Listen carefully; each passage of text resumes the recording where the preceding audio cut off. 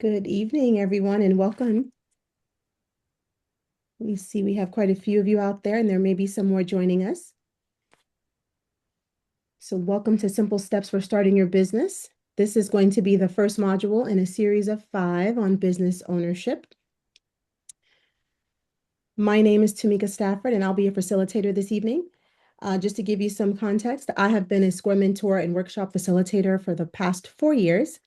And my background is in banking, business development, and small business relationship management, where I've worked closely with entrepreneurs and business owners at various stages of growth. And that experience has helped me to have a front row seat to both the opportunities and the challenges of starting and growing a business. Tonight, we have two phenomenal ladies with us that are going to be actually helping facilitate this event this evening. First off is Rebecca Leo, who is a peer of mine, a certified SCORE mentor, and I'm going to turn it over to Rebecca to introduce herself as she'll be serving as our moderator. Rebecca, do you want to say a few words? Yes, my name is Rebecca Leo, and I am with SCORE Charlotte. SCORE, for those of you who don't know, is a national organization that has 100,000 volunteers. We have 90 people here in Charlotte. And if you want to find out more about SCORE, you can go to score.org. I will be leading the chat session, which you can go ahead and start putting information about yourselves and your business or anything you think would be relevant to the conversation. And I'll just go ahead and answer any questions that you have along the way in the Q&A as well. And with that, I will pass it back to Tamika to start. Sounds great. Thank you, Rebecca. And in addition to Rebecca, we also have joining us Barbara Gwynn, who is from the Charlotte Mecklenburg Library. And she's going to conclude tonight's program with a 30-minute overview of the library's digital resources for entrepreneurs and small business owners. So again, just to recap, we're going to have 60 minutes of Simple Steps 1 content, which is Simple Steps for Starting Your Business, followed by 30 minutes focused on library resources for entrepreneurs in the Q&A throughout. The session is being recorded, and a recording link will be emailed to attendees after the workshop. During the session, we'll share a workbook so that you can continue working through the material after today's session, which we find that that'll be very helpful for you. Before we get started, I think Rebecca mentioned a few of these items to you, but to make the best use of our time together this evening, instead of us doing introductions, which I typically love to do during these sessions where we get to have you tell us who you are and where you're from and what kind of business you're starting, we have 46 of you out there, and we just simply time won't allow for us to have the actual introductions for everyone. So as Rebecca mentioned, if you could please put your name, your business idea, and the biggest question you hope gets answered tonight in the chat for us, that would be great. This is also a way that you can network with one another, right? Because in a normal face-to-face setting, you'd be able to have conversations with people outside the registration table, buy coffee, buy water. Well, right now, the only networking we can do is in the chat section. So please feel free to connect. If you have a social handle for your business, if you've already launched, please feel free to put that there as well. Rebecca will be addressing those comments, and I'll try to keep an eye on them too. So if we could address some of your responses um, through that portal. Now, one of the other things we do want to mention is the goal tonight is not to convince you to start a business. The goal is to help you to make an informed decision and better understand what it takes to build a successful business, identify practical next steps for moving forward, and that way you have more clarity than when you joined us. And hopefully, we will have accomplished what we intended to do when the session is over. But feel free to ask questions. There's no such thing as a foolish question. So we'd love to hear from you with those questions. Now, one of the biggest mistakes that entrepreneurs make typically is trying to figure out everything alone, right? And as Rebecca mentioned, SCORE gives you access to experienced business professionals who volunteer their time to help entrepreneurs avoid costly mistakes and make better decisions. So, in addition to the one-on-one mentoring sessions that Rebecca mentioned that she offers and that I've done before as well, SCORE offers workshops such as this, webinars and online resources and networking opportunities to support you at every stage of your business journey. So, the encouragement is simple. Don't let tonight be your only touch point. Take advantage of the free resources and the mentoring available to you. How many of you currently already have a mentor that you work with SCORE? And you can check, put it in the chat box if you do, or what that looks like, that would be great. And if you don't, maybe tonight, after tonight, you will want to sign up for one. All right, let's move on. SCORE has chapters, of course, throughout North Carolina, but not just here, across the country. So some of you may be in different, and we have a few of you that have mentors already. And some of you may be in different parts of the country. Some of you may be here in the Carolinas, which is great. Well, wherever you are, you can simply visit score.org, enter your zip code, and you can find a local chapter and connect with a mentor and access the resources that you need. So, and I'm loving the businesses out there. Fashion and crocheting, notarize, independent travel agency, a day program, nonprofit handled. Love that. Helps for funding and grant funding. Travel and tourism. One has two partners, an after school program for tutoring, etiquette. I love this. This is great. Super exciting. It's always nice, Rebecca and Barbara, to see different ones and what they're launching for their business. All right, well, let's get started. Some of you said you want to know the basics about starting a business. Well, that's exactly what we'll do tonight. Now, for those of you who are, sorry, go ahead. Okay, thought I heard someone.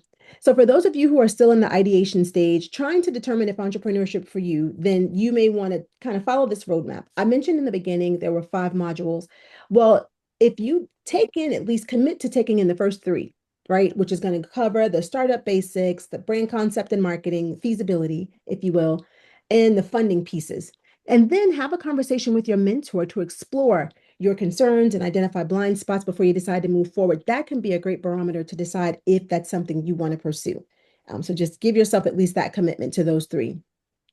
What you'll learn in the session for tonight, we'll talk about the myths and realities of entrepreneurship. We'll talk about critical success factors, knowing what your options are, the different components of business ownership, the different legal structures of business ownership, because that's equally important. Some basics and some, which I love to call the best kept secret, is CMS and the library's data insights, which many people do not realize and have slept on it. I did too for a time, but I have come to the light and I see just how great they are. And Barbara will share more about that with you this evening. So again, this is going to help you decide from a feasibility standpoint, is your idea feasible? Some of you have some new ideas, some of you have business concepts that are common. We're going to discuss, is it feasible for you? Is it a saturated market? Is it one where you have a unique value proposition where you can truly create something that will differentiate you from the market? We're going to talk a little bit about that and then ways in which you can do some research and planning to see if your venture is going to be a success. Let's talk a little bit about the myths of entrepreneurship and the realities. The first myth, you won't have to work hard or put in long hours. I think everybody knows that that couldn't be further from the truth. Or, well, let me ask you, do you think that's true? Because remember, you're the boss, so you can work when you want. Is that right? Or is it not? What do you think about that? Let's see if I can try and follow the chat a little bit to see. Perfect. People are using the library. Yes, Stephanie, you're absolutely right. You will work harder than you've ever worked before, but you'll enjoy it, right? Exhaustion fades the moment you say, I did this, right? And entrepreneurship, being an entrepreneur carries a tremendous amount of responsibility. You'll work around the clock for a while, but remember, it'll be the rewards can outweigh the sacrifices you make if you commit yourself to the work. Number 2, the product is unique, so there's no competition, right? Well, obviously that's not true because there's always competition. And even when you do have a unique idea, if you don't protect it legally, somebody is out there trying to copy it, right? And then put it out in the market. So whether they have a different form or it's different delivered in a different manner, it exists. And you need to recognize it and be able to deal with it, right? Be prepared to do that beforehand and not wait and be reactive, but proactively deal with that. The other is business owners can deduct everything, so you never have to pay taxes. And that is not true either. And coming from a banking background, I can tell you for people who deduct everything, they may not pay as much in taxes, but let me tell you, when it comes home to roost is when you come to get a loan from the bank and they look and see you're operating at a loss, which is where you get the deductions and you get the lower your tax liability. Well, from a bank's perspective, you're not making any money, so they won't lend you any either, right? Taxes are based on net income, right? And so therefore you would want to make sure that you're showing profitability in order for a bank to want to lend money to you. But that's only one of the reasons, right? It's tax planning. There's so many other areas there. Myth four, you don't have a boss, right? Because you are the boss. Is that true or false, though? If you're the business owner, who does the buck stop with? And you can put it in the chat. Who do you think is really the boss? Is it you? Even though you may be the CEO, the president, the founder, the whatever title you may want to put on it. Thank you, Ginger. The customer. The customer is the boss. The clients. Thank you, Zia. And I hope I pronounced that right. They are the ones. They're the customers pay their bills, and that couldn't be more true than when you work for yourself. While you may not have one boss handing down orders, you do have to answer to your customers. And let's be real, they are very brave when it comes to commenting in social media about their experience with your business, for better or worse. So, yeah, you have someone that you report to, right? But in addition to customers, who else do you have? Who else are you accountable to? Let's think about that for a second. Who else are you having to answer to besides the customer? Think about regulations, regulatory items, or yes, Ginger, the IRS, the bank, lenders. Thank you, Stephanie. Exactly. Suppliers, vendors, the bank, the government. You have a lot of bosses. It's not just one. You have many bosses. So yeah. So just make sure you're aware of that. Employees, thank you for that, Mackie. You're absolutely right, because they are the face of your business in the field, right? And so you therefore want to make sure that you're taking care of them. Good points. Myth number five, business owners get to do whatever they want. Couldn't be further from the truth. You wear so many hats, you juggle so many skills. Some of them may bore you, some of them may be actually challenging to you, right? And it's one of those things where you are going to wear so many hats, you're going to carry a lot of the weight. Depending on your budget and how much you can afford will determine how much of it you do and how much of it you outsource. So this little reality check is not just something to speak to all the negatives about business ownership. It's about reality, right? It's not glass half full, glass half empty. It's about realism. What exactly is the real of what you're having to deal with? And are you prepared for that? And that's what we want to make sure we're preparing you for. Now let's discuss the biggest realities in business ownership. And this is a bit sobering, right? About half of businesses fail within the first 5 years. But let's talk about that. What do you think are the main things that cause businesses to fail? What would you say is the main thing that causes a business to fail, specifically small businesses? And you can put it in the chat. What are your thoughts in that regard?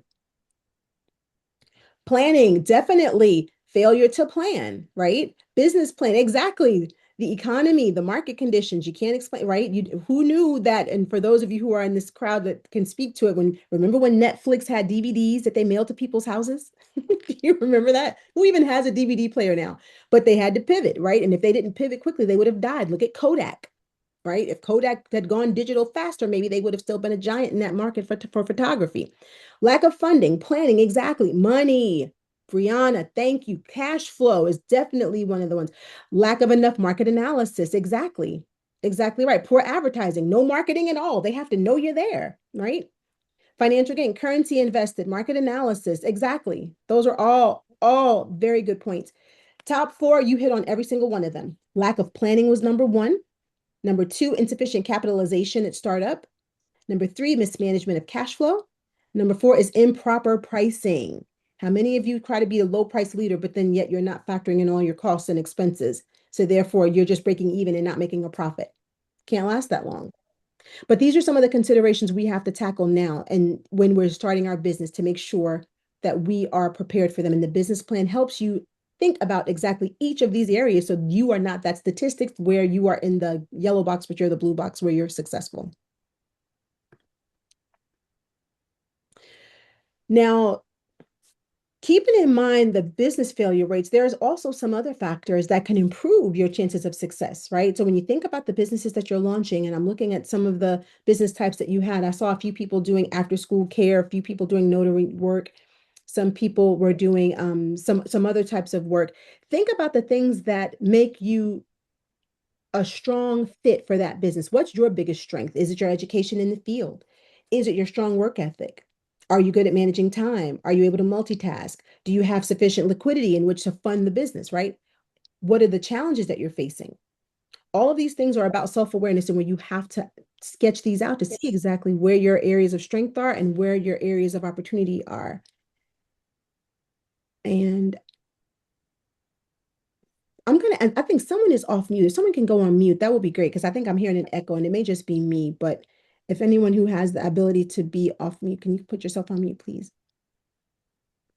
Thank you. All right. And then also, do you have the financial resources, right? So understanding your starting cash needs is essential to the planning process. How many of you already have a business plan, first of all? Because I know a few of you mentioned that when we talked about the reasons business owners fail. How many of you already have a business plan for your business or are in the process of creating one? And that's okay if you don't. You're in the right place. This is where everybody's starting out, right? So it's okay that you don't.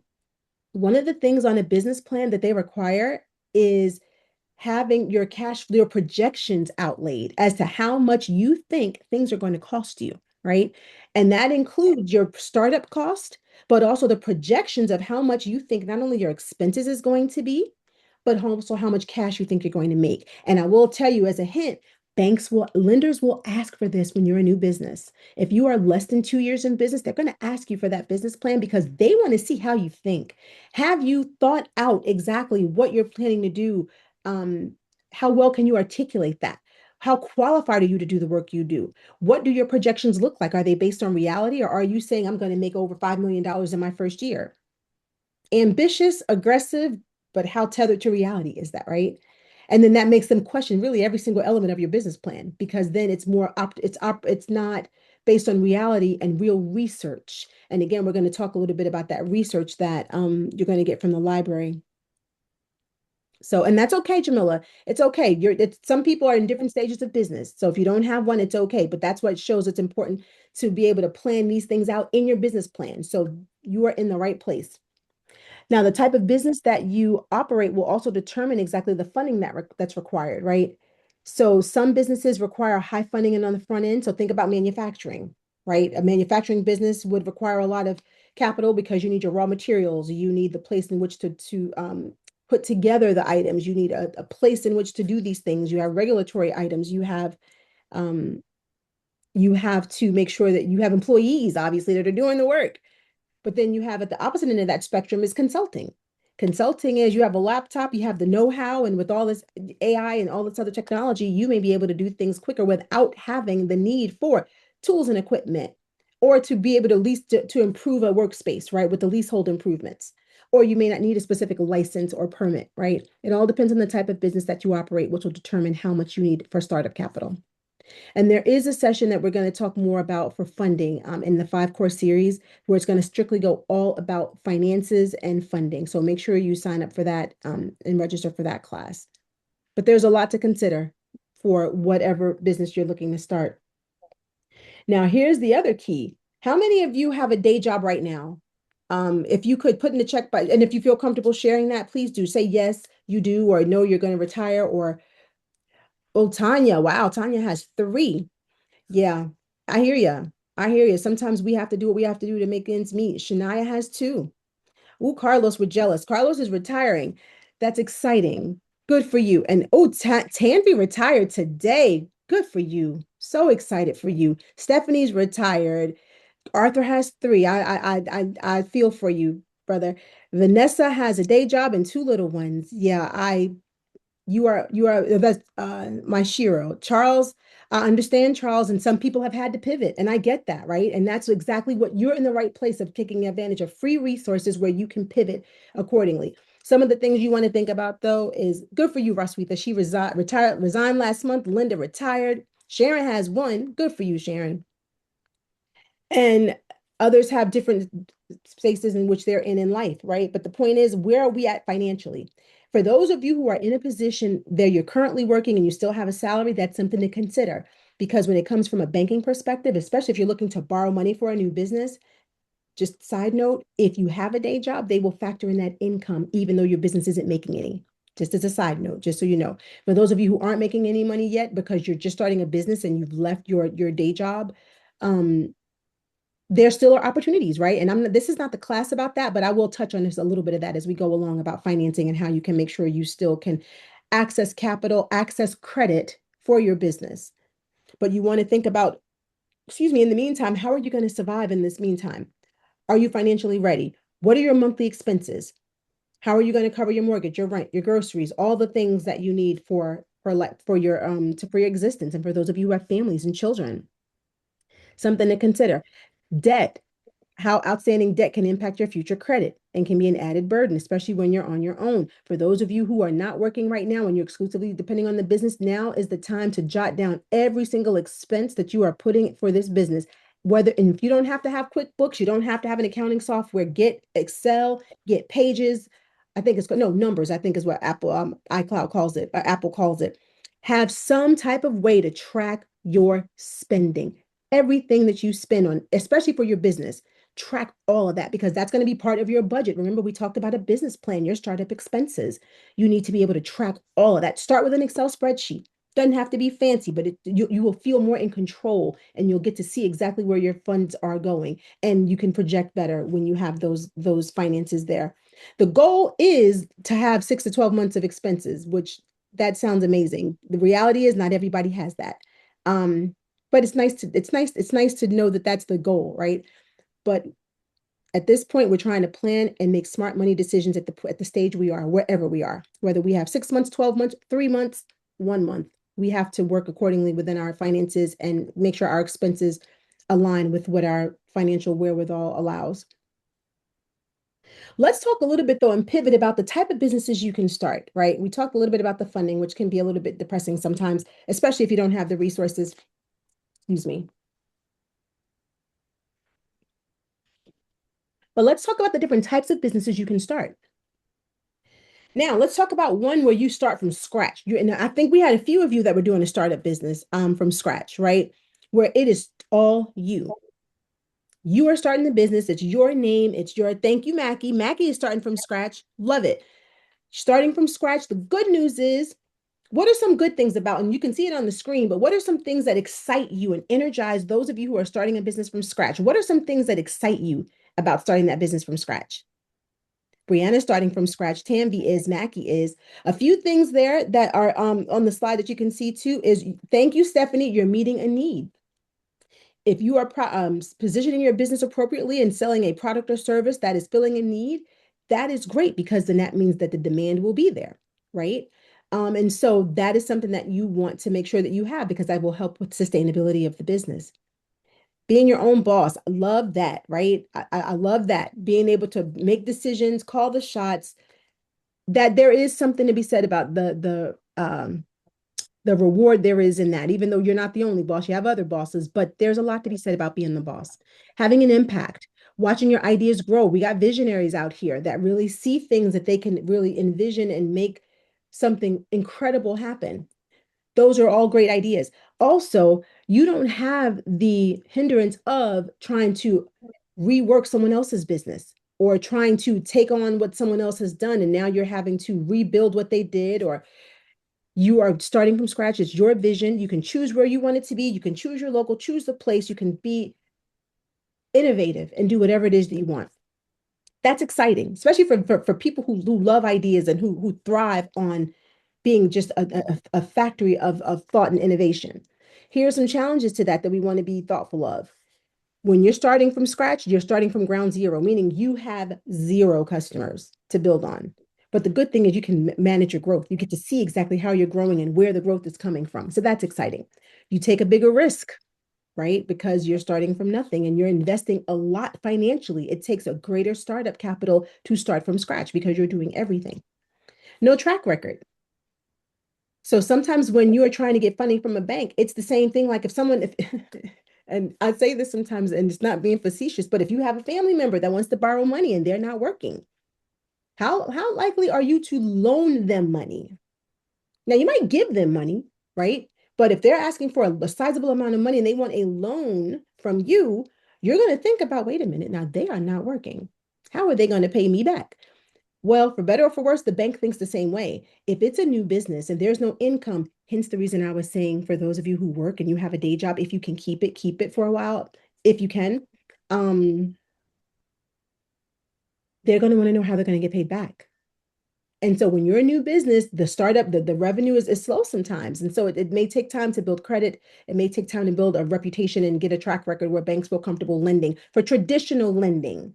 I will tell you just a secret. It's not a secret, but business credit cards are the easiest way to build credit for your business, even if you have not generated any revenue for the business at all. And that's not anything sketchy. It's something you could do directly with the bank. It is not something you have to pay somebody on TikTok University or YouTube University. Go to your bank where you bank. If you have your business structure established, and we'll talk about business structure in a few slides, you can, as long as you have your credit is good. And when I say good, think 680 and above, you could potentially qualify for a business credit card. So, and that's another subject for another day, but that's just a little tidbit from a banking perspective. So, starting a new business, that's one. Now, here's another thing that you could potentially do. You could potentially buy an existing business, right? That is great because guess what? You're buying ready-made clients. The clients are there, the suppliers are there, the business has a known formula, it has a known name. You can view their financials, you can see how they've performed in the past, right? They have a track record. So guess what? It in theory, it's easier to obtain financing. But I'm going to tell you a misnomer that many people don't consider. And again, this is the banker in me coming out. The business may have been in existence for 5, 10 years. You're buying it today. Even if you keep the same name, do you know how the bank is going to view that? They may look at the previous financials, but they're going to still consider it a new business. Why? Why do you think the bank is still considering it a new business, even though you're buying an existing business that has been around for 10 years? Any thoughts about that? Well, I will tell you. Yep. Thank you, Charles. That's exactly right. The new owner is a risk. You don't know if the clients are going to stay. They may have loved the previous owners. They may be afraid that, oh goodness, now it's going to another. How many times have you been to a business where it says new ownership under new management? And you're like, oh no. Or then you may say, oh, good. It just depends on the reputation of the business, right? It can go either way. Either way, Charles hit the nail on the head. It's a risk because the bank does not know how the market is going to respond to your ownership. So, therefore, that is something that's factored in, just to keep in mind. Here's the other piece, which is a disadvantage. And I knew of a business owner, successful woman, brilliant woman who bought a business, only to find out that they had two sets of books. They showed her the pretty books, the books that showed profitability. It wasn't until she got in there and started working with the CFO that she realized, who was also mad that she bought the business and they didn't sell it to him. So there was tension there. There was a whole nother set of books that revealed the true anemic nature and function of the business. The business was hemorrhaging money. They were not doing well. And she didn't find that out until she got into it. So that's something that you have to consider when you are buying a business. Do they have a good reputation? What is their inventory shelf life? All those things are things to consider. Will you have an employee issue? Like I mentioned, that particular person I knew, they had they had to fire their CFO, but they didn't discover that they had a cancer in their business until maybe 6, 8 months in. But look at the damage was already done. So it's some things to consider. Again, not telling you don't buy a business, but you have to enter it with your eyes wide open. And I'm loving seeing the networking within the chat. I think that's great. Buying a franchise. Now, think of what are some franchises that you can think of? Name some franchises that you can think of that are out there that people may decide to buy. And I'll give you a few. Think of, oh, yes, Stephanie, dangerous one. Nothing Bundt Cakes, Tropical Smoothie, Chick-fil-A, right? McDonald's, Domino's, exactly. See, that's exactly what you could buy, which again, benefits of that proven system with proven products and services. You get the power of their marketing tools, right? And their sales power. They do the marketing. You get training, you get guidance, you get consultation with the people in the company, access to other franchisees for help. But then for those of you who said you want to be your own boss, you don't get to be your own boss. They're still the boss because you have to do things their way. You have to align, you have to protect the brand, right? You still have ongoing royalty fees. You have a contract that limits your options to exit. I had a friend who bought a business and she had a lot of friends that was willing to help her with her business. The business she was in was home health care. And we had a lot of people that we knew that needed the service of home health care. And she was taking private pay and I think even Medicaid. The problem is she bought into a company where they assigned her a set territory. The territory she was assigned was a very impoverished area. So there was no private pay options available. And Medicaid, if any of you have worked in the healthcare system and tried to get payment from Medicaid, well, it's a very slow process. And all her friends that lived in a certain area didn't live in the area she was assigned. So, that was just unfortunately one of the things that she had to learn about when her business, as she continued to work through her business. And so just some of the things to consider when you are working with a franchise. And one other thing I'll mention, go back to think about your when if the franchise has a problem and there's a bad reputation for it, it's going to affect your business. Even if it wasn't your place, it's going to affect you. Here's another, home-based businesses. Many people do home-based businesses, right? That's what most people do. They want less overhead, right? They don't want to pay for an office space, convenient location. Those of you who have children, that way it'll help save you on childcare potentially, right? Your schedule is flexible. There are tax advantages. You can hire people anywhere in the world. You can work anywhere in the world, right? But then what are the disadvantages, right? You have to be careful about if you live in an HOA, community with an HOA, or what is your property zoned for? Do they allow you to work and have a business in your community? Perfect example. I now share this with you, which was funny. I ordered food off of a restaurant one time, and online. I had a taste for a certain type of food, a certain cuisine, and I found it online, and I was so excited about it. It had great ratings, so I was super excited. So I plugged it into my GPS, and I wasn't really familiar with the area. Plugged it in my GPS, and I'm so excited. But as I'm driving and I'm getting closer, I realize I'm in the subdivision. And I'm like, this doesn't look like a restaurant would be here. And it took me to someone's house. She was making food, and I'm not saying there's anything wrong with making food out of your home. I think it's just the marketing, right? It wasn't very transparent in the marketing to know that that's what that was. So some of the things to consider, if you are doing something like that, you'd have to make sure that you are not violating any covenants or bylaws of your HOA or anything like that with what type of business that you're doing in your home. So just things to consider. Those of you who are people, extroverts, you may go stir crazy being home alone, right? Think about that when what your social needs might be, right? Difficulty finding financing, family distractions. Those of you who don't have live alone and you have a lot of people in the house, will that hinder you from doing your work? So just things again to consider, pros and cons of each. Here's the other cool part. I live in Union County and they're creating this nice co-working space for the college, the CPS Central Piedmont.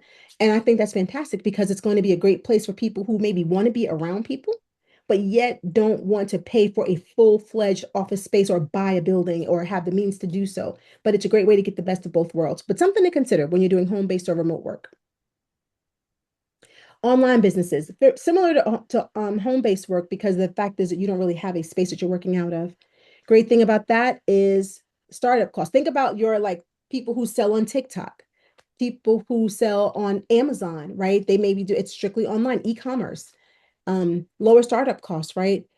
Customers love to shop online. I think COVID taught us that. How many of you now still buy groceries online? Think about Instacart, I almost said Instagram. Instacart. How many of you still use Instacart? COVID taught us to do things online before that we never did before. And some people still continue that habit, right? So people do things online. You can expand to a customer base that is further out than just your geographic area. There's a lot of advantages to it.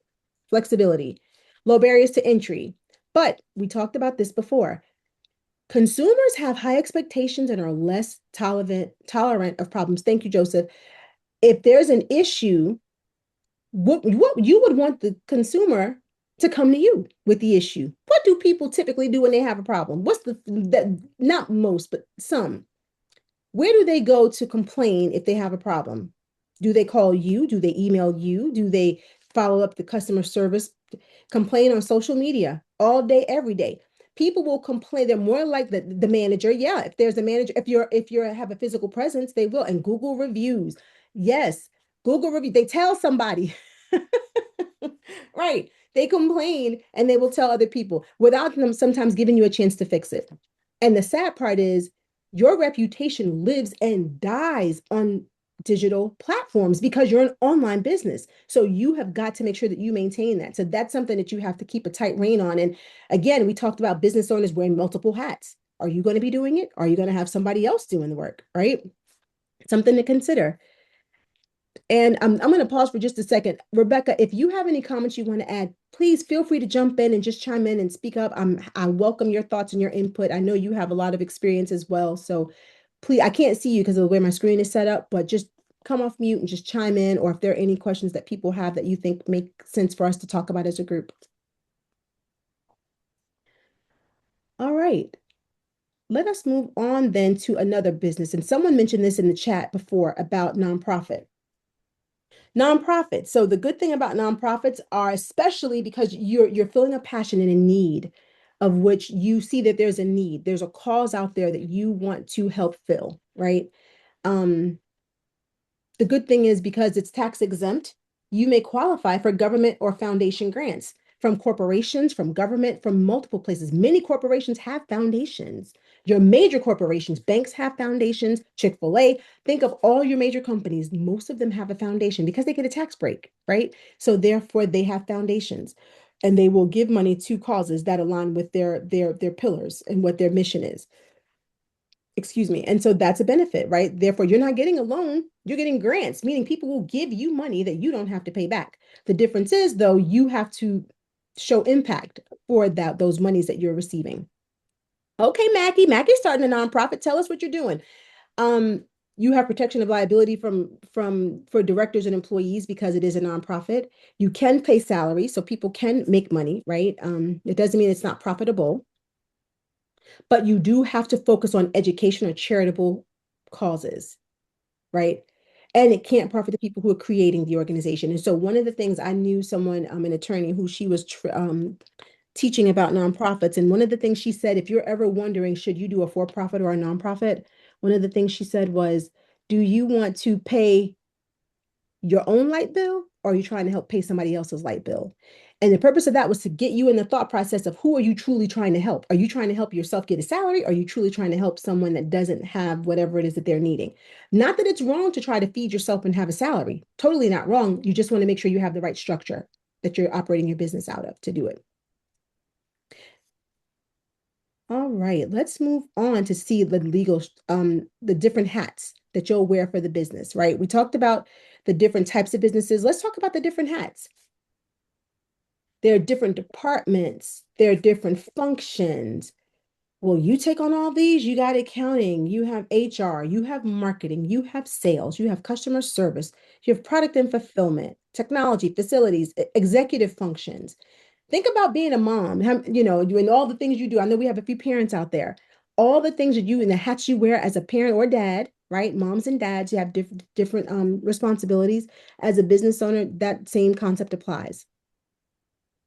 Now, in many cases, some people have strengths in which they would want to do certain things, but some people are weak in certain areas, so they want to outsource it, right? Let's say you're not comfortable working with numbers.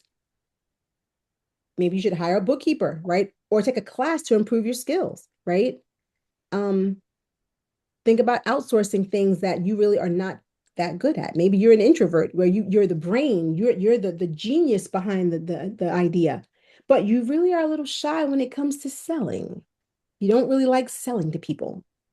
And therefore, you can't be shy as a business owner. Something to consider. So let us move on to see another factor that you have to consider, which is branding. What do you want your business to be known for? Exactly, exactly. You want to build brand recognition. Now, do you want to be the person that is the low price leader? Do you want to be the Dollar Tree of whatever it is that you're selling, right? Do you want to be the one that does it fast? That the fastest? I think of Jimmy John's, right? They serve their food fast, right? What colors or images will you use to portray your message? There's a lot of that thought and psychology that goes behind the color schemes that businesses use. McDonald's and the yellow and red and what that evokes in people and what they think and what they want. Where will you be advertising? What media platforms will you consider? Who's your target audience? It's not everybody, right? People may say everybody, but no, it's not. It's not really everybody, right? Not everybody likes Pilates, right? Not everybody does Pilates. Not everybody likes vegan food, right? There may be a certain niche market for that. You have to identify where your customers are and then have a way in which to reach those customers. What makes you unique? Somebody mentioned it earlier is how do you differentiate yourself from your competition? That's the key. Think about supermarkets. Think about why you may choose to shop at Whole Foods versus Aldi, which I like Aldi. Um, I love Lidl. But the point is, why would you go to Publix versus an Aldi? Or why would you go to Whole Foods versus a Harris Teeter? There may be certain things that you like about the way they treat you, right? The variety and quality of the products. Exactly. Service is also a big thing because technically you can get a gallon of milk from any one of those stores, even organic milk. But if they treat you with dignity and respect, you may spend a little bit more because you like the way you're treated. You get to see that manager when you're in the store. You love the way they make you feel, and you're willing to pay a little bit more. How many of you are willing to pay more, even though you know it's more expensive, but you go because they make you feel good? They value you as a customer. They value your business. And if they make a mistake, they're going to make it right and bend over backwards to do it. That is what the reputation that you want to be thinking of for your business. Absolutely. Good customer service. It makes a difference. People think it's not a factor. The product is all that matters, but it's not. Because if the product fails or your employee fails, then you have to fall back on that customer service. And if that's lacking, then now you've lost the customer. And like someone said in the chat before, they're going to tell everybody. They're going to tell everybody. So you have to protect your reputation and your brand, with great with much emphasis. Marketing. That's what someone talked about. How are you going to get customers? And that's how you bring them in, right? What are you going to leverage? Are you going to use internet campaigns, email marketing, direct mail, right? Word of mouth, business networking, paid advertising, trade show booths. I mean, there's so many ways. Social media, right? There's ads there, or just being an influencer, right? How do you get people to buy your brand? How do you diversify the ways in which people are seeing you and what you bring to the table? These are all things you have to think about because your product, no matter how great it is, if they don't know it's there, they won't buy. Your service, they won't buy. So you have to determine where your folks are. So I'll give you an example. In corporate America, a lot of folks in corporate America spend a lot of time from social media standpoint. What platform do you think most people in social media in corporate America use? Many of you work a day job. Some of you may be in corporate America. Thank you, Charles. LinkedIn. Corporate America is on LinkedIn. That is where they do most of their promoting of what they're doing, and they're looking for other clients. Now, Instagram and Facebook too, to some degree. Yes, they are there as well. But who do you think, when you think about the audiences for those spaces, think about your niche market of who you're trying to reach. And that'll tell you, in fact, you can even get demographics of the analytics, rather, I'm sorry, the analytics of showing where does your service get the most reach? Who is interested in it? Where are you getting the most lift from it, right? Is it Instagram? Is it TikTok, right? Is it LinkedIn? Is it Facebook? You don't want to just use all of them just because they're all social media platforms. Your client may not be there. So you have to identify exactly who they are and where they're shopping. And then here's another thing that people sleep on. It's not just Facebook having a profile or a Facebook ad. The key is in the groups. Facebook groups is the key, because right there you have a niche of people who are already have an affinity for whatever that area is. So someone mentioned after school care. So maybe you want to do something with that parents are in, parents of school age children, parents of children that have tutoring. Think in terms of the places where your customers might be. And that way you have a captive audience, right? Think about things that you could be doing in that space. It's exciting when you think about it, but again, it's a lot of things. And thank you, Facebook and Instagram. Oh, thank you. That's right. Thank you, Rebecca. Facebook and Instagram can link together. Exactly. Which is fantastic because they're owned by the same company. So many great ways. And the beautiful part is when you have mentors like Rebecca, they can tell you about some tips and some of the other businesses that they work with, which they'll never give away secrets from one business to another, but they will tell you certain things that you may not be aware of that can help you scale and grow your business without divulging anything confidential. The other piece is sales, right? How do you actually close the deal? Now you've gotten their attention. How do you close the deal? How do you get them to buy, right? If you are not persuasive, if you are not packaging your product in such a way that people want to buy, if you're not listening to your customer, how are you going to sell it? How are they going to buy it? And you will not make any money if you don't master this skill. And if you can't do it, get somebody who does. We all start with family, right? That's who typically helps us usually with our businesses, right? Have someone who has a niche for, or has an affinity, a skill set rather, for doing those things. My sister is very linguistically gifted. She can pick up a language like that. She lives in New York and she can pick up languages. And so it's a melting pot of languages. And she picks up languages of all the different people that are there and the business owners. And she never has an enemy. People who New York is I think the mecca of distrust sometimes. And I'm a New Yorker, so I can say that, where people just don't trust one another initially, right? But the thing is, it's hard to make a friend, it's hard to make connections. If you have a personality that's such that you attract people, you draw people in, that's part of being a salesperson. The charisma. How are you? Think about those type of skills where you can win over even your worst critic. Think of those things. And if you don't have that skill set, maybe you can hire someone or get someone on board who does. That's one of the things that you'll want to think about to help sell your product. Or use AI tools to help you, right? Because there's a whole lot of advantage there. Okay, Eileen, yeah, well, I understand if you're not on Facebook, yeah, you may not know what's going on. It's true, but it's a great way to get us plugged in, whether it's Facebook or something else. Thank you, Mackie. Being genuine is another good point. I love that you said that. Genuineness, people can sniff out a fake and a phony in a heartbeat. Think about that used car salesman. Think about that feeling when you get on the lot and you can just tell that they're like all over you. And I'm not saying that people who sell cars are bad people, but you know the ones that not all of them are, right? There's some people that are just too aggressive in their sales pitches. They don't really care about what you're talking about. That can happen in any industry, right? You don't want it to be you and your business though, right? You want to be genuine, be honest, transparent. People appreciate that. The other piece is think about operations, right? Operations and risk, time management, things that people, you're so busy focusing sometimes on the business itself, we don't think about the risk management pieces of it, right? How are you protecting it from any type of incidents or accidents or all the things that could potentially happen? Risk management is important. If you don't have a skill set, then you need to make sure you're talking to someone who does. I'll give you a perfect example of risk management and why it's important. Anybody on this call from Atlanta or Georgia or lived in Georgia or Atlanta at any point in time? Okay, and that's okay. I lived in Atlanta for a time. Douglasville, Mackie. Okay, so so 285. 285, there's a place called Spaghetti Junction in Atlanta where think of it like 485, but yeah, there were like it was at least maybe like 10 roads that all interlapped and overlapped. And okay, Ryan was in Georgia too. They interlapped and overlapped. And when you look at an aerial view of it, you see like 10 lanes, just all it looks chaotic. But it was the highway system. There was a place where the highway collapsed on that road and it collapsed, and so thankfully nobody was hurt. It's a miracle nobody was hurt.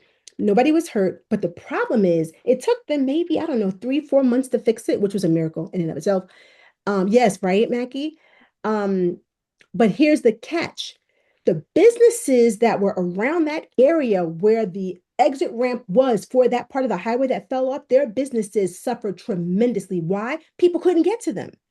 They couldn't get to them where they would normally exit off the highway. They could not get there. And so a lot of times their businesses suffered. People found new places to go. And so then by the time they got back on board, they had lost a significant amount of business. We're talking about risk management here. Did you know a lot of businesses then didn't know it either, but they know now there is a type of insurance that's called business interruption insurance is what it's called. And in cases like that, had they had that business interruption insurance, that would have covered them for the lost revenue during that time period that they had. Oh, that happened in Louisiana too? Exactly. Yeah. Well, business interruption insurance is something that could potentially help for things like that. But you won't know that if you're not talking to your insurance provider to assess the risk. So these are some of the things when we talk about operations, and I bring that up because it's talking about business operations, risk assessment, risk management, having those conversations. It's all part of entrepreneurship, the wonderful world of entrepreneurship. Other critical factors to consider: where's your business going to be located? Oh, it's expensive in South Florida. Yeah. I'll bet too with hurricanes, between hurricanes, alligators, and palmetto bugs. Yeah. But Florida's beautiful. I love it there. But yeah, exactly. Very expensive. Other things to consider, again, we talked about pricing, we talked about location. Those are things to consider. We talked a little bit also about your competition, knowing where they are. What's a great place to get information about your competition? How do you get information about your competition? Any thoughts about how we can find out about our competition? Which I found out there's some type of AI tool that lets you do it too. Search engine, yeah. Search engine, research offline, online, the library. Yeah, exactly. Exactly right. The library researching online, go to their website. Do a secret shopper. Be a secret shopper. Go do that. Go look at their website. Look at their review. Go, thank you, Tanya. We're thinking the same way. Go undercover. Look at their website. LinkedIn. Yes, thank you, Eileen. You can look at the reviews too. Look at the things people are complaining about. What are they consistently not doing or doing that is grinding the gears of their customers? Do you see a gap and an opportunity that your business can fulfill? Right?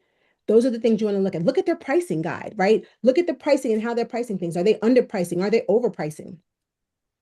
All those things are ways in which you can show that you can then fill that gap that they are not filling. Because some people don't pay attention to those reviews. You know it because you see they don't comment, they don't respond, and their rating may be kind of low. But it's a gold mine of information for you as a business owner. Let's move on. We're running out of time, and I want to make sure we cover this because this is critical. We're going to talk about the structure of the business, right? There are different ways in which a business can be structured. Sole proprietorship, partnership, LLC, C Corp, S Corp. Basically, and we'll go over what each of these mean here. So a sole proprietorship typically is ideal, and we'll talk about what that is. Let me explain what it is first, and we'll talk about who it's ideal for. Um, Most businesses start this way, right? The owner is the sole manager, the decision maker. Income tax is based on the owner's individual return. You have a Schedule C on your tax returns, right? And this is not tax advice, so just this is for informational purposes only. The downside is that you are fully liable for everything. Startup capital may be difficult to raise, meaning if they sue the business, they sue you. You make money, then that's great, but you're also going to be taxed on it. And yes, you can transition over, but I do recommend that you get work with a tax professional on the front end to determine exactly which structure is best for you. Initially, many people, I'll just this is just Tamika's opinion, but I will say if you are serious about starting a business, one of the things you may want to consider is an LLC, and I'll tell you why. Partners, let's go to partnership first. Partnership is where you have shared responsibilities. There's co-owners, maybe two, maybe more than two. One may be an investor, one may be the think tank, whatever that looks like. The income is taxed at the partner level, and you both share the profits, but there's unlimited liability between you. Each partner is individually liable, and you must have an extensive partnership agreement with options for exiting the business. Because if someone were to die, or heaven forbid, decide they die, obviously, or they exit the business, they want no part of it, who determines how much they get? If they die, now you're working with their spouse, their surviving spouse, who maybe, let's say you didn't even like them at the cookout, and now guess what? They're your business partner. If you did not have a business plan in place that showed exactly what would happen at that time, you are looking at a nightmare. So these things have to be done again on the front end.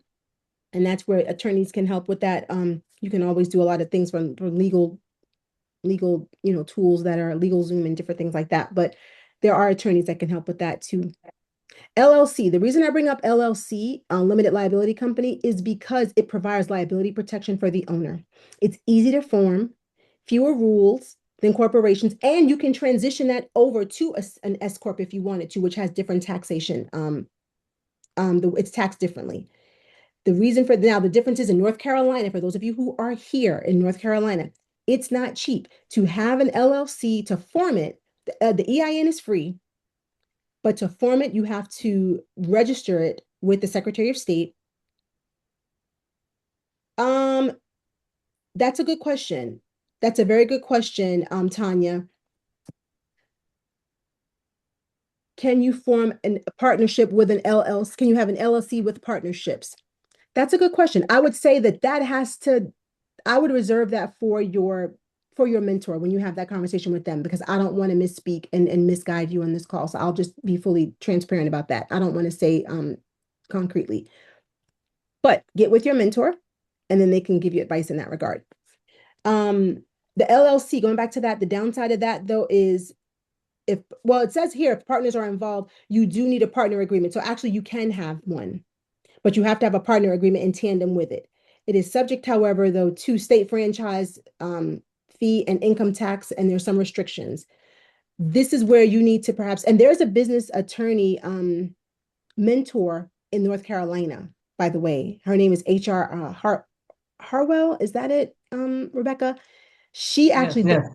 she does business formation. So that's actually her wheelhouse. If you don't have a mentor with us, and or if you do have a mentor, have your mentor bring her on the call and she can go through all those things with you. Her name is HR Harwell, and get with your mentor, she can bring her in. Now, the piece about the LLC is it has limited liability, meaning if somebody were to sue the LLC, your personal funding is separate. Your personal assets are separate because the business is separate. So they sue the business. That's unfortunate, but they sue the business. Your house, your car, everything else in your name is not impacted. So proprietorship, if it's in your name, it's open game. C corps, um, it's easier to raise capital and transfer ownership, but those are expensive to form. Those are for larger companies, more extensive legal requirements. You do have to have a board. That is something that you'd have to be a much larger company. That person, likely the people on this call that are starting businesses, this is probably not something that you're looking at doing. S Corp is something that you can do as an LLC. Um, but all that means is you can either do an S Corp or you can have an LLC that's taxed as an S Corp, which means it's only taxed at the shareholder level. Um, so there are some benefits to that. So meaning, and typically I think that threshold is once you start making, because you'll be paying self-employment tax as an LLC. And the meaning you'll pay self-employment tax and you're also taxed on your tax returns. Whereas if you're an S corp, the profits are only taxed at the shareholder level once, right? So there's a benefit there, but that threshold is between 60 to 80,000 in when you're making that kind of money for the business. So if you're just starting out, an LLC for most people is safe. But again, I would recommend you talk to some your coach or your mentor about that. And I think I saw a coach in the chat as well.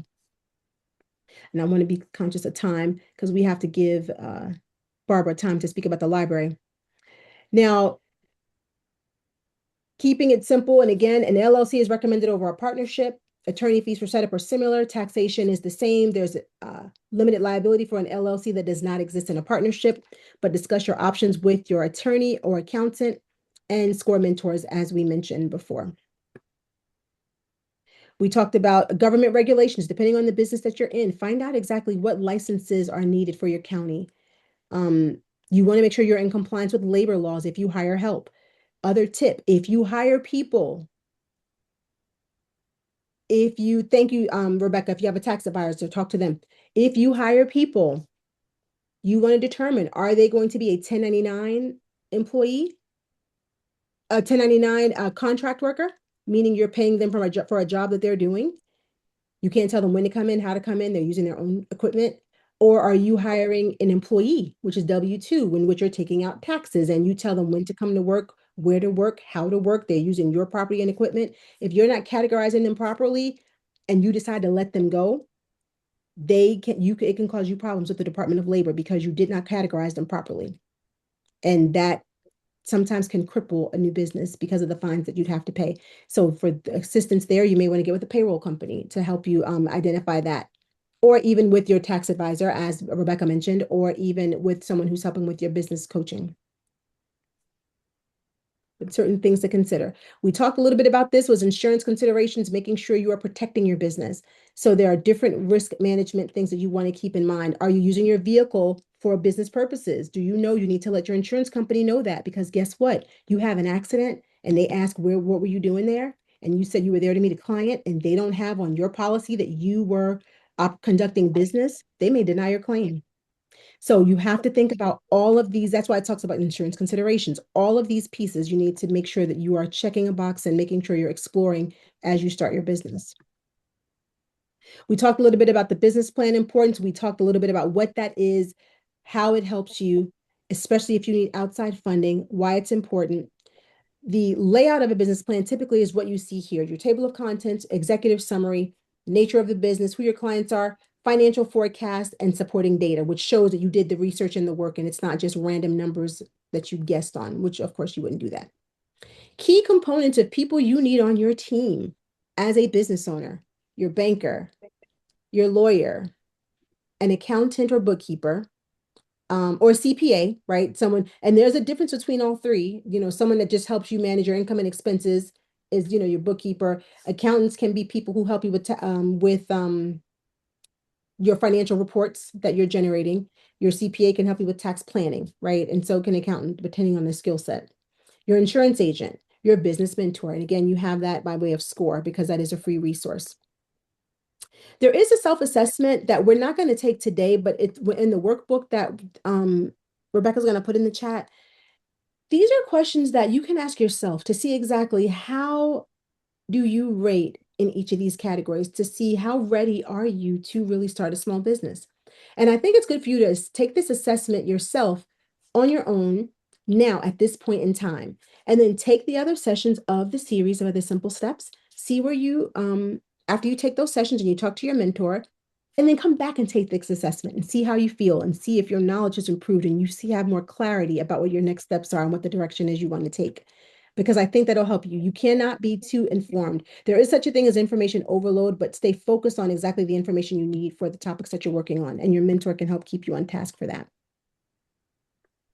I've done a lot of talking, but I thank you for your engagement. Were there any questions? I see questions in the chat. I don't know, Rebecca, were you answering those in the chat, or do I need to speak to any of those here before we turn it over to Barbara? Oh, yeah, I can give some answers. Okay. And I'll help you with that too, if you don't mind. That way we can turn it over to Barbara. So Barbara can have the floor for the library, because I don't want to cut into her time and let her show you the resources that can help you in your local library. So I'm going to stop sharing my screen, and Barbara, I'm going to turn it over to you. The floor is yours. Hello, everybody. My name is Barbara Gwynn. I am a librarian at the South County Library in Charlotte. And so some of the things that I'm going to be sharing with you today are going to be specific to Charlotte, but several of them are things that you can have access to anywhere. So let me give you a couple of things that might be helpful to you. I'm going to give you some websites that we're going to visit. I'm going to give you um, some definitions that I'm going to be using so that we can all kind of be on the same page. Get this to send. All right, just to give you some of the things we're going to work with today. All right, so with your library card, which is free for anyone who lives in Mecklenburg County. If you live outside of Mecklenburg County, it's $45 per year per household, because we are supported through property taxes. So with your library card, you can get access to a lot of resources. What I'm going to do is show you some of the business ones today so that you can take advantage of that. Also, your own library system has resources that they subscribe to. So don't think that we're the only game in town. Always check with your own library system first before paying a $45 charge to come and hang out with me. So what we're going to do is we're going to pretend that we are going to set up a company that has to do with pets. So we're going to do a pet supply store, for example. And what we're going to do is we're going to look at some databases. The first database we're going to look at is ABI Inform. But before we do that, I want you to notice on the bottom left-hand corner the NAICS code and the SIC code. Those are codes that are assigned to a type of company, and they're kind of interchangeable. It's Kleenex versus Puffs kind of situation.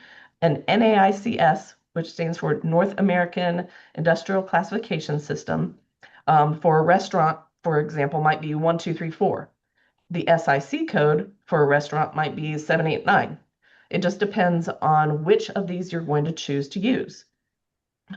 When you are going into business, figure out what your NAICS NAICS, NAICS code, or SIC code is for your type of business. That will help you in many ways to get to some of the research that you're going to need in order to populate your business plan, for example, to look for competitors is another example.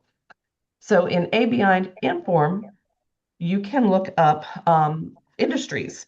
So for example, if I were looking up a pet care services, if I to see how much people are paying to maintain their animals, I can find industry forecasts, industry drivers, challenges and critical issues, financial ratios, industry websites, things like that, market research reports.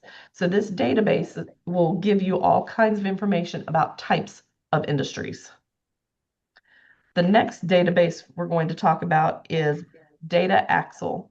If you have been to the library several years ago, it used to be called Reference USA.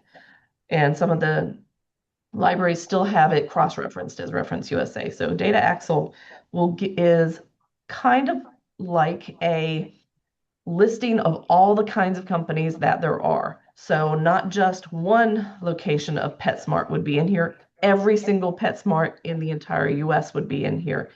In addition to their parent company, if there's a parent company for PetSmart corporate, or if they have a venture capitalist that owns PetSmart, for example. So in here, what you can do is look for your competition.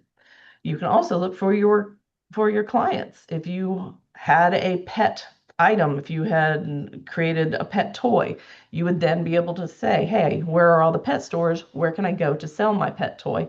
Or if I want to open a pet store, I can find out where are all the other pet stores in this area. This is a good place for you to use your SIC or NAICS code in order to do some research. The thing about SIC codes and NAICS codes are that a business can have more than one.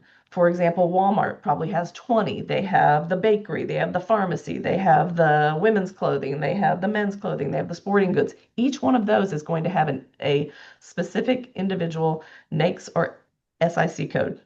So you might look up a company and it has 15, and that is completely normal depending on what they're doing. So in Data Axle, you can also map where are these companies, and it'll bring up a map of all the different locations throughout. In my situation, Mecklenburg County, since I'm here in Charlotte. This database, ABI Inform and Data Axle, are available to every single North Carolina resident with a library card. The SIC code is a way to search. So you're searching for a type of industry. So in my example, I'm looking for pet care, and that number will help me to narrow down what kinds of companies do my stuff. It could be that there is a company out there called Pet Extravaganza, which might be, I don't know, a dog circus for all I know. That isn't a pet care thing, but it has pet in the name. This will help me understand this is the type of company that I have, not something that's pet adjacent, if that makes sense. So with Data Axle, you can map out where all of your competition is, and help you decide where to market, where to distribute your products if you have a product, for example. So both of those databases are available to every single North Carolina resident with a library card. You're going to access it through nclive.org, and you can get in there depending on your library's authentication methodology. Ours requires you to put in your library card number and identify yourself as being with our library system, and that's how you would get into this for free. Additionally, if you're nearby, if you're in Union County, if you're in York County or Lancaster County, which is right over the border from us, you can, of course, come to the library and use all of these databases, no cost, just use them while you're in our building. The next one we're going to talk about is one that our library system pays for. So there are databases that everybody gets because NC Live has been paid the databases have been paid for by the North Carolina General Assembly. And then there are ones that we choose to purchase out of our own revenue. So one of those is Simply Analytics. And what Simply Analytics does is it's the information about the people and the prospective customers, not the businesses themselves. You can get information by age and income. As you can see, the darker the color, the more money that is being paid by customers on pet things. So you would want to have your site where people have the money to spend on it. For example, you wouldn't put a Bentley car dealership in a neighborhood where nobody can afford a Bentley. Same kind of situation. You want to make sure that the people with the money have the easiest way possible to spend it on your stuff. And not only does it do it in a map format, it does it in a table format. So you can get the statistics and put them into your business plan. And you can take it to the bank and say, hey, as you can see, the population of Mecklenburg County in 2021 was 1 million people, and this is approximately how much they make, and this is how much they're spending each year on pet things. Hey, we need another pet store. So you can use these numbers to support your idea or your location. So I've gathered some information. What am I going to do with the information that I have gathered?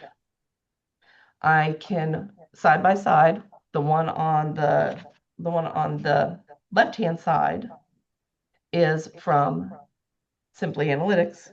The one on the right-hand side is Data Axle. And you can see that there's a dark area over here that doesn't have a good pet. It only has one pet store.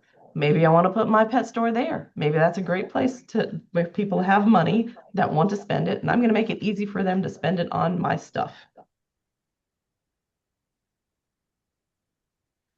And when you identify a likely area for where, this is a great area for me to either set up shop, or if I had a food truck, to go and park my food truck, because I saw that some people were interested in that. This will tell you what's the age of the people. If I have an ice cream truck, I might be aiming for some, where families are. I want mom, dad, and the 2.4 kids to be able to get my ice cream. Maybe not an area that is all adults, because, adults aren't running out. Well, we wish we were. We aren't running out to the ice cream truck as easily as we once did when we were kids. So this tells you what the age group is. This can also help you to market your information. You might decide that the people that are buying your things are the Facebook crowd, a little bit older, or the Instagram crowd, kind of middle-aged, and then the TikTok generation. It will help you decide where the people are that are interested in your product and how to best market to them, so that you can, get your face and your product out in front of them.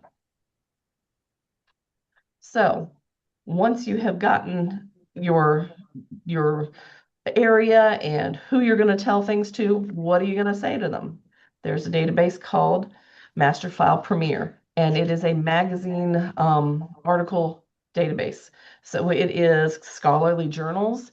It's more popular things. I mean, we got Prevention Magazine in this instance. It will help you give you the words to say in your Instagram reel or your TikTok video or whatever you're doing.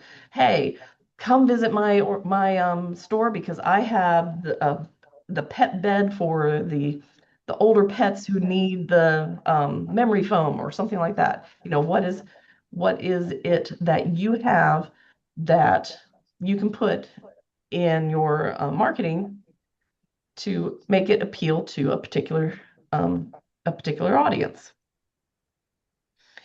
But they have trade journals in there too. You can also put statistics from these magazine articles into your business plan. Hey, pet ownership, in this instance, pet ownership is helpful to mental health outcomes, positive mental health outcomes. So of course you want to have a pet, because petting a cat will lower your blood pressure, or whatever you want to say.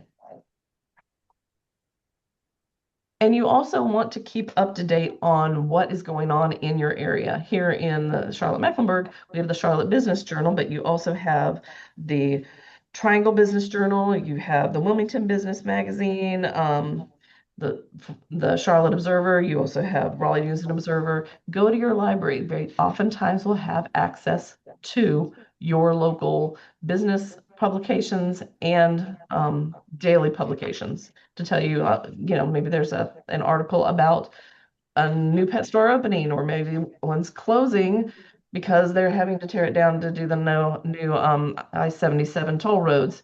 And you can perhaps um, take that business a little further afield and open your own. The databases also have the database that we subscribe to also have things to help you to get the skills you need that you might be weak in. So, for example, LinkedIn Learning has computer software tutorials. It has things like social media marketing, QuickBooks, how to build a website, software like Office products, and QuickBooks. Universal Class has classes in writing policies and procedures and internet marketing and accounting and job performance appraisals for the 47 people that you're going to end up hiring to work for you. And LinkedIn Learning is one that we pay for. Universal Class is one that we pay for, but Buncombe County and Granville County and Durham County also get LinkedIn Learning. For Universal Class, you've got Horry County in the Myrtle Beach area, and Durham and Onslow County and Cabarrus County. So these are widely subscribed to throughout the US. So it's not just us. So check your own. The next one we're going to talk about is the Gale Directory Library.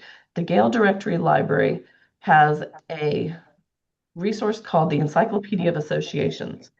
You want to find the people that are also doing the same type of work you are so that you can network with them, so you can learn from them who are the best suppliers of whatever it is your business needs.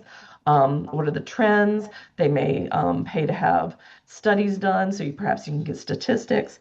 For example, I saw a couple of travel rep people. There's the American Society of Travel Advisors. For the food trucks, there's the National Food Truck Association. For the after-school program, there's the National Tutoring Association. Join a professional organization so that you can find other people who are doing the same type of work and get the benefit of their knowledge. Several places will have, like the food truck, the National Food Truck Association has a huge Q&A and videos on and tutoring on how to start up a food truck. What do you need to do? Should you put the the truck wrap on before you get inspected? Yes or no? That kind of stuff. And the next thing, our library is a very vibrant place. We have all kinds of classes available at all of our branches. We have 20 branches in Mecklenburg County, and you'll find in your own library system that they have classes available and library staff available to help you with your research. And if you need a certain bit of information, if they don't have the particular resources to answer that question directly, then they should be able to point you in the right direction going forward. And of course, we are a library. There are going to be days we're not going to want to face the business plan or the business stuff, and you just want a mystery to read and something fun. We have databases that help you learn languages if you are hiring someone from an immigrant community, or if your clientele is from the immigrant community, you can learn a new language so that you can communicate. You can also, there's a tutoring website that we subscribe to that if your kid is having difficulty in math, you can log in and they can help you with that.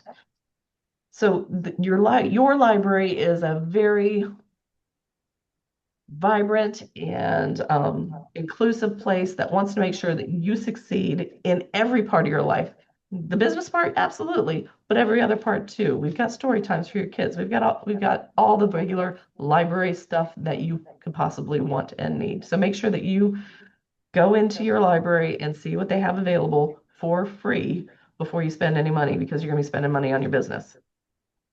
Simply Analytics is not on NC Live. Simply Analytics is one that our library system pays for separately. Sharon, sorry about that.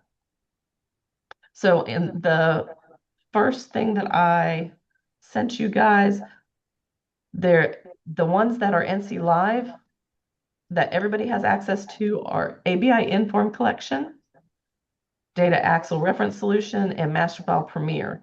And then we pay for access for Simply Analytics, LinkedIn Learning, Universal Class, the Charlotte Business Journal, the Charlotte Observer, and the Gale Directory Encyclopedia. So check with your own library system to see if they are a library that subscribes to any of those. And they may have other ones that we don't have. So make sure that you are making use of your tax dollars, because you've already paid for that. Any other questions?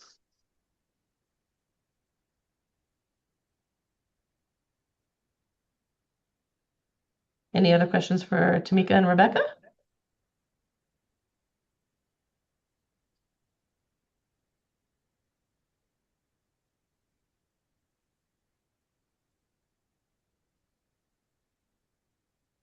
I know So I want to thank everybody for coming. It was really a good webinar here, and I always learn a lot when I attend them and moderate for them. So I'm going to go ahead and share the workbook in the chat. Wonderful. Thank you. Thank you, Rebecca. And thank you all really for investing your time with us this evening and for your active participation. Your questions and your engagement help make this a valuable discussion for everyone. And as you continue in your entrepreneurial journey, remember that you don't have to do it alone, right? Take advantage of SCORE's free resources, including workshops, online tools, and one-on-one mentoring. And we encourage you to continue your learning through the Simple Steps workshops. There are 4 more in the series, and visit score.org to connect with the mentor. Special thank you to Rebecca Leo for serving as our moderator, and to Barbara Gwen from the Charlotte Mecklenburg Library for sharing the many resources available through the library. So on behalf of SCORE, Rebecca, Barbara, and myself, thank you again for joining us, and we wish you continued success and hope to see you at a future workshop. Have a wonderful evening, everyone.